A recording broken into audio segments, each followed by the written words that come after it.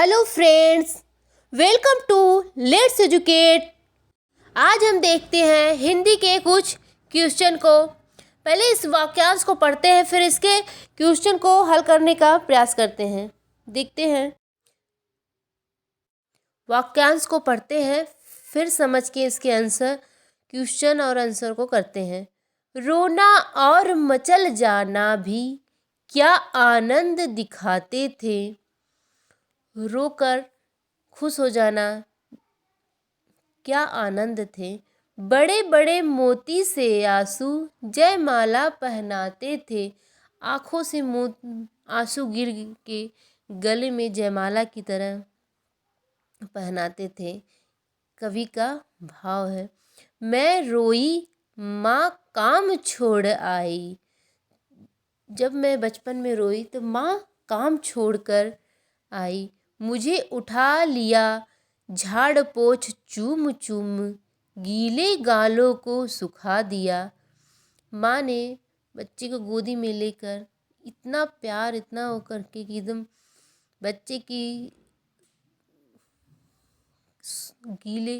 जो गीला उसका शरीर था उसको चूम के सुखा दिया। आजा बचपन एक बार फिर, दे दे अपनी निर्मल शांति। व्याकुल व्यथा मिटाने वाली वह अपनी प्राकृत विश्रांति। वह भोली सी मधुर सरलता, वह प्यार जीवन निष्पाप। क्या फिर आकर मिटा सकेगा तू मेरे मन का संताप। मैं बचपन को बुला रही थी, बोल उठी बिटिया मेरी। नंदवंद सी फूल उठी यह छोटी सी कुटिया मेरी। कवि अपने भाव को प्रकट कर रहा है इस काव्यांश को। चलिए क्वेश्चन को देखते हैं हम। क्वेश्चन को देखते हैं, बचपन शब्द है ए विशेषण, बी क्रिया विशेषण, सी सर्वनाम, डी संज्ञा। बचपन कौन सी संज्ञा है? भाववाचक। तो आ गया, इसका आंसर होगा कि संज्ञा है। क्या है? संज्ञा। बचपन संज्ञा शब्द है और यह भाववाचक संज्ञा है। क्या है? भाववाचक संज्ञा। संज्ञा कितने प्रकार के होते हैं? 3 प्रकार के, व्यक्तिवाचक संज्ञा, जातिवाचक संज्ञा और भाववाचक संज्ञा। ठीक है, अगले क्वेश्चन में बढ़ते हैं। नंदवंद सी फूल उठी यह छोटी सी कुटिया मेरी का भाव क्या है? बताइए। ए कुटिया सुंदर हो गई, बी कुटिया में आनंद उमड़ गया, सी कुटिया में शांति छा गई, डी छोटी कुटिया बड़ी हो गई। क्या होगा इसका आंसर? इसका आंसर होगा बी, कुटिया में आनंद उमड़ गई। क्या हो गए? आनंद उमड़ गई। देखिए यहाँ पे दिया है इस वाक्यांश में, देखिए नंदवंद सी फूल उठी यह छोटी सी कुटिया मेरी। इसका भाव हुआ कुटिया में आनंद उमड़ गया। क्या हुआ? कुटिया में आनंद उमड़। इस क्वेश्चन का यही आंसर है। ये हो गया बी नंबर। नेक्स्ट क्वेश्चन पे बढ़ते हैं। अगला क्वेश्चन देखते हैं, कवयित्री अपने बचपन को क्यों बुलाना चाहती है? क्यों बुलाना चाहती है? ए अपनी बिटिया की याद में, बी बचपन के आनंद की याद में, सी बचपन के खेलों की याद में, डी अपनी माँ की याद में। कवयित्री बचपन को क्यों बुलाना चाहती है? इसका आंसर होगा बी, बचपन के आनंद की याद में कवयित्री अपने बचपन को बुलाना चाहती है। कवयित्री को अपने बचपन के दिनों को याद करते समय उसे अपने बचपन के आनंद याद आ गए। चलिए अगले क्वेश्चन को देखते हैं हम सभी।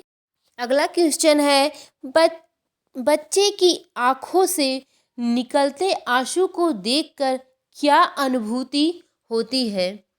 कवि क्या कहना चाह रहा है कि बच्चे की आंखों से निकलते आंसू को देखकर क्या अनुभूति होती है? ए आंसू की, बी विजय की, सी प्यार की, डी कष्ट की। क्या अनुभूति होगी?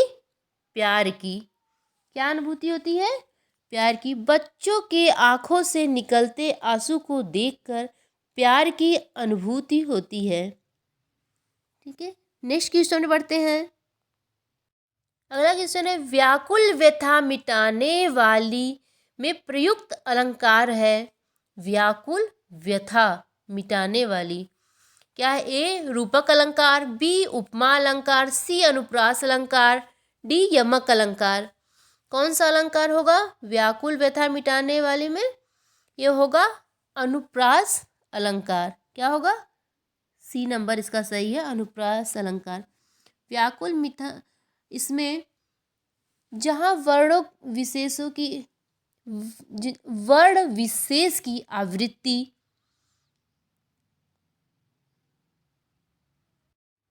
आवृत्ति के कारण चमत्कार उत्पन्न हो, वहाँ अनुप्रास अलंकार होता है। वह वर्ण की आवृत्ति हुई है, इसलिए अनुप्रास अलंकार है। चलिए नेक्स्ट क्वेश्चन पे चलते हैं। किसी भी भाषा का अधिकार प्राप्त करने के लिए सबसे महत्वपूर्ण है। क्या सबसे महत्वपूर्ण है? ए शब्दों के अर्थ जानना, बी उस भाषा की वाक्य संरचना जानना, सी उस भाषा का अधिकाधिक प्रयोग करना, उस भाषा का व्याकरण जानना। क्या होगा इसका आंसर? इसका आंसर होगा सी। भाषा पर अधिकार प्राप्त करने के लिए उस भाषा का अधिकाधिक प्रयोग करना चाहिए। अगला क्वेश्चन देखते हैं। समावेशी कक्षा में बच्चों की आवश्यकताओं को पूरा करने में भाषा शिक्षण के रूप में आपकी मुख्य जिम्मेदारी नहीं है। क्या मुख्य जिम्मेदारी नहीं है? नहीं का ध्यान दीजिएगा। ए बच्चों की भाषा संबंधी क्षमताओं की पहचान करना, बी बच्चों की विभिन्न प्रकार की दृश्य श्रव्य सामग्री उपलब्ध कराना, सी बच्चों का आकलन करते समय अति उदार बनना, डी विभिन्न आवश्यकताओं वाले बच्चों के लिए उपलब्ध संसाधनों की खोज करना। क्या होगा इसका आंसर? बताइए आप सभी। इसका आंसर होगा सी, बच्चों का आकलन करते समय अति उदार होना। ये इसका आंसर नहीं होगा।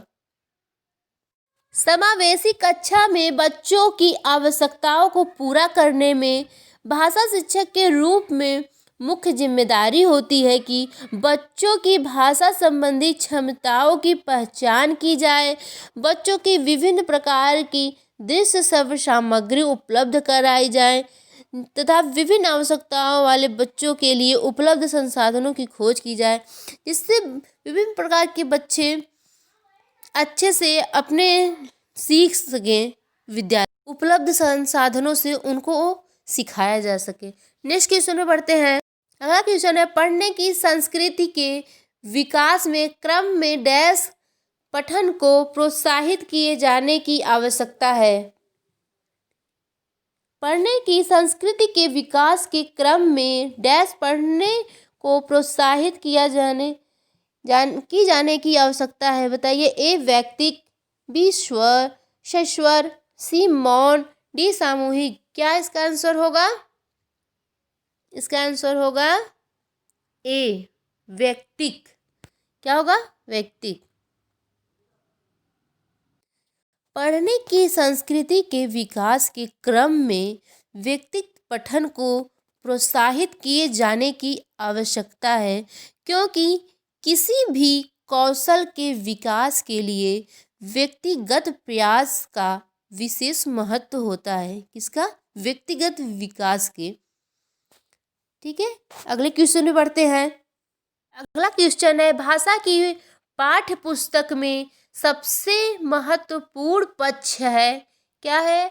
ए आकर्षक चित्र, बी पाठों का उद्देश्यपूर्ण चयन, सी अभ्यासों की बहुलता, डी कागज की गुणवत्ता। क्या होगा इसका आंसर? भाषा की पाठ्य पुस्तक में सबसे महत्वपूर्ण पक्ष है पाठों का उद्देश्यपूर्ण चयन। इसका आंसर हो जाएगा बी। पाठों का उद्देश्यपूर्ण चयन भाषा की पाठ्य पुस्तक में सबसे महत्वपूर्ण पक्ष है। भाषा की पुस्तक का गठन इस तरह होना चाहिए कि प्रत्येक पाठ किसी न किसी उद्देश्य की पूर्ति करे। क्या करे? उद्देश्य की पूर्ति करे बच्चों के लिए। अगला क्वेश्चन है, समग्र भाषा पद्धति पर आधारित कक्षा कैसी कक्षा होनी चाहिए? समग्र भाषा पद्धति पर आधारित ए गतिविधियों के आयोजन पर बल देती है। बी बच्चों के भाषाई विकास की स्पष्ट समझ पर बल देती है। भाषा समग्र। सी है बाल साहित्य को पढ़कर सुनाने पर बल देती है। डी है सभी भावाओं को सीखने पर बल देती है। समग्र भाषा पद्धति पर आधारित कक्षा होगी। इसका आंसर होगा बी। बच्चों के भाषाई विकास की स्पष्ट समझ पर बल देती है। किस पर बल देती है? स्पष्ट समझ पर। समग्र भाषा पद्धति पर आधारित कक्षा बच्चों के भाषाई विकास की स्पष्ट समझ पर बल देती है। अगले क्वेश्चन में बढ़ते हैं। अगला क्वेश्चन है, विद्यालय के बाहर का जीवन और वहाँ प्राप्त ज्ञान एवं अनुभव भाषा सीखने के लिए आवश्यक प्रेरणा देती है, क्योंकि ये मानक वर्तनी का सम्यक ज्ञान मिलता है।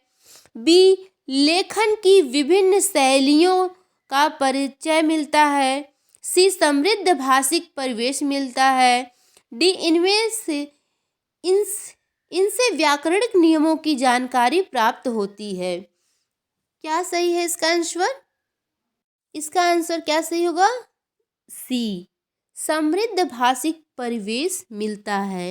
विद्यालय के बाहर का जीवन और वहाँ प्राप्त ज्ञान एवं अनुभव भाषा सीखने के लिए आवश्यक प्रेरणा देता है। क्या देता है? आवश्यक प्रेरणा, क्योंकि समृद्ध भाषिक परिवेश वहाँ मिलता है। नेक्स्ट क्वेश्चन में बढ़ते हैं। अगला क्वेश्चन है, पहली कक्षा में प्रवेश लेने से पहले आमतौर पर बच्चे पठन लेखन में दक्ष होते हैं। बी स्व अभिव्यक्ति जानते हैं। सी भाषा के व्याकरणिक नियमों को जानते हैं। डी तुलनात्मक बोलते हैं। क्या होगा इसका आंसर? बी। क्या होगा? बी स्व अभिव्यक्ति जानते हैं। पहली कक्षा में प्रवेश लेने वाले बच्चे आमतौर पर स्व अभिव्यक्ति को जानते हैं।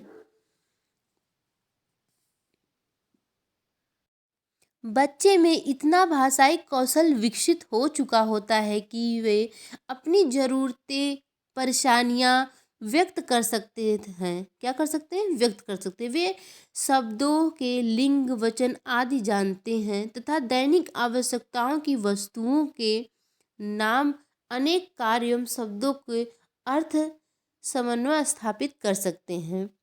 अगले क्वेश्चन में बढ़ते हैं।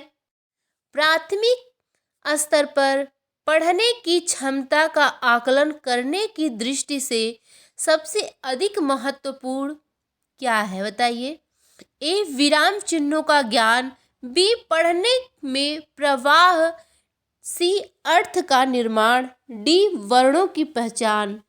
क्या प्राथमिक स्तर पर पढ़ने की क्षमता का आकलन करने की दृष्टि से सबसे अधिक महत्वपूर्ण है? क्या है? अर्थ निर्माण। सी आंसर सही है, अर्थ निर्माण। अगला क्वेश्चन देखते हैं। भाषा की कक्षा में कहानी सुनाने का मूल उद्देश्य है। ए बच्चों की कल्पना शक्ति का विकास। बी बच्चों में सुनकर दोहराने की आदत का विकास। सी बच्चों के अनुशासन में रखना। डी बच्चों का मनोरंजन करना। क्या है इसका आंसर? इसका आंसर होगा ए बच्चों की कल्पना शक्ति का विकास। भाषा की कक्षा में कहानी सुनने का मूल उद्देश्य है। भाषा की कक्षा में कहानी सुनने का मूल उद्देश्य बच्चों की कल्पना शक्ति का विकास करना है। कहानियों से बच्चों में अवधारणाओं का निर्माण भी होता है, मनोरंजन भी होता है, उनमें प्रेरणा की जागृति भी होती है। कहानी सुनाने का ये मूल उद्देश्य होता है। अगले क्वेश्चन पे बढ़ते हैं।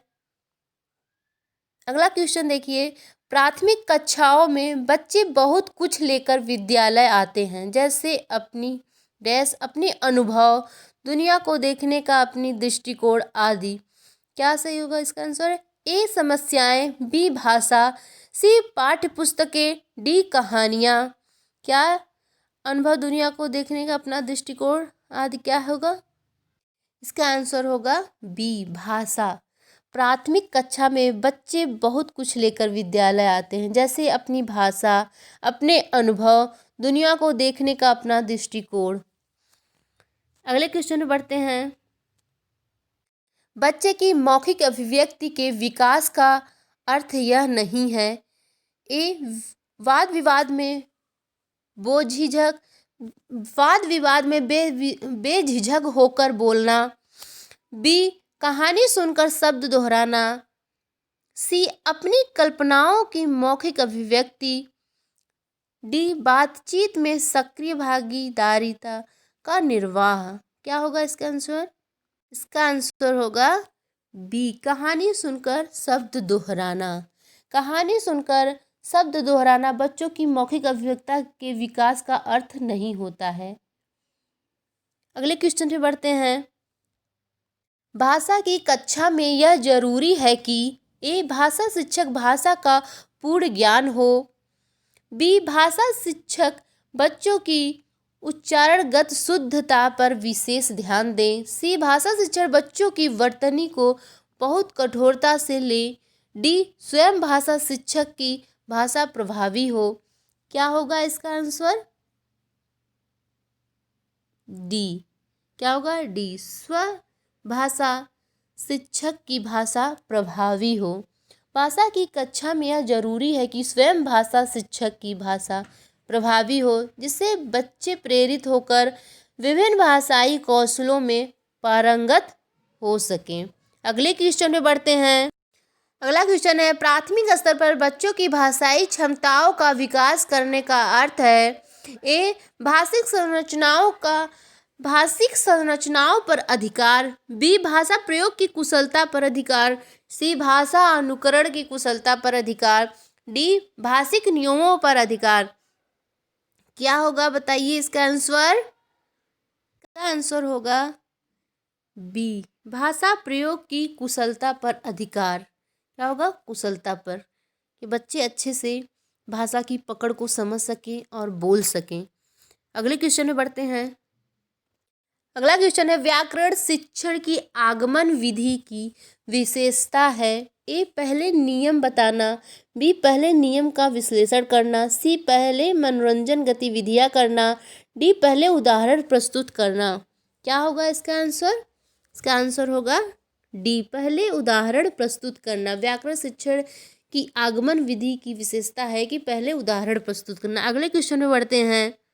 अगला क्वेश्चन है, गरजते घनन घन में अलंकार है तो आसान है। ए रूपक, बी श्लेष, सी उपमा, डी अनुप्रास। तो ये हो जाएगा अनुप्रास अलंकार। अगले क्वेश्चन में बढ़ते हैं।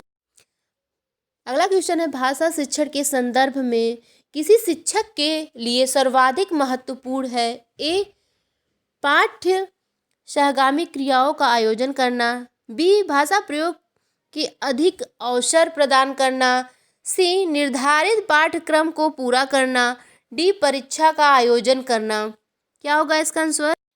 इसका आंसर होगा बी भाषा प्रयोग के अधिक अवसर प्रदान करना। तो शिक्षक के संदर्भ में किसी शिक्षक के लिए सर्वाधिक महत्वपूर्ण है भाषा प्रयोग के अधिक अवसर प्रदान करना। अगले क्वेश्चन में बढ़ते हैं। किस शब्द में इक प्रत्यय का प्रयोग नहीं किया जा सकता? किसमें? ए भय, बी जीव, सी स्वभाव, डी प्रकृति। किसमें नहीं किया जा सकता? ए आंसर होगा भय में। किसमें? भय में, सॉरी, भय में नहीं किया जा सकता एक प्रत्यय का। अगला क्वेश्चन है, अपराध शब्द है ए भाववाचक संज्ञा, बी पदार्थवाचक संज्ञा, सी व्यक्तिवाचक संज्ञा, डी जातिवाचक संज्ञा। क्या है अपराध शब्द? अपराध शब्द एक भाववाचक संज्ञा है। क्या है? भाववाचक संज्ञा है, क्योंकि अपराध भाव से प्रकट होकर मूर्त रूप लेता है, अतः यह भाववाचक संज्ञा है। हेलो दोस्तों, आपको कैसा लगा ये हमारा वीडियो हिंदी का? अच्छा लगा हो तो लाइक और सब्सक्राइब कीजिएगा। धन्यवाद।